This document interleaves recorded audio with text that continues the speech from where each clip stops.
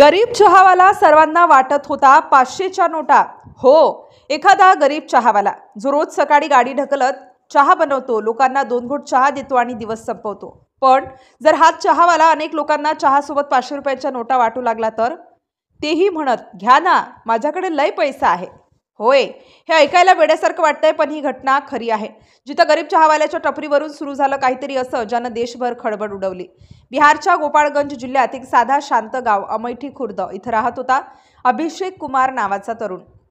लोकांना तो चहावाला अभिषेक म्हणून लोक त्याला ओळखायचे। दररोज सकाळी तो टपरी उघडायचा, चहा बनवायचा, लोकांशी गप्पा मारायचा, एकदम साधं जीवन जगायचा। पण काही दिवसांपासून गावात चर्चेला उधाण आलं होतं। अरे, तो अभिषेक ना सगळ्यांना 500 रुपयांच्या नोटा देतोय। काय झालं त्याला? लॉटरी लागली की काय?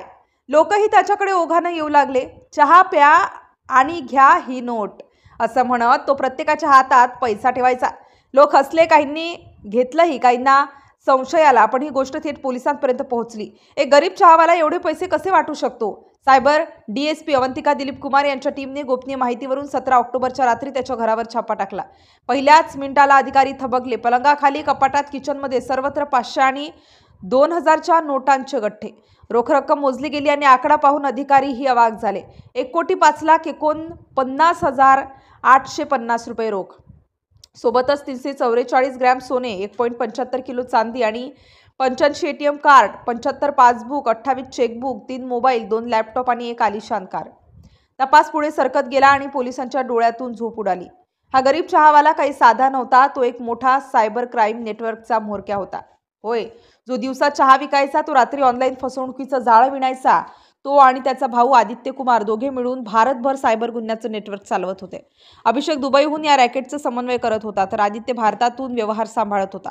प्राथमिक तपासात समोर आलं की या टोळीने देशभरातील लोकांना ऑनलाईन फसवणूक करून कोट्यावधी रुपये उकळले। ते पैसे विविध बँक खात्यांमध्ये ट्रान्सफर करून नंतर रोख स्वरूपात काढले जात होते। जप्त केलेल्या पासबुकपैकी बहुतेक बंगळुरूमधून जारी झाल्याचं पोलिसांनी सांगितलं।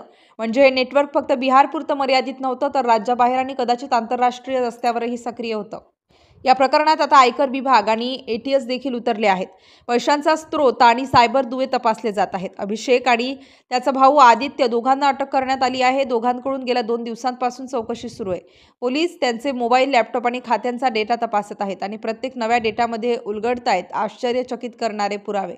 ज्याने आयुष्यभर चहा विकून 2 पैसे कमावले, त्याने जेव्हा पैशांच्या मोहात येऊन गुन्हेगारीचा मार्ग धरला, तेव्हा तो श्रीमंत तर झाला, पण स्वतःचं सर्वस्व गमावलं। लोक म्हणतात ना, चहाने सुरुवात पण शेवट तुरुंगात।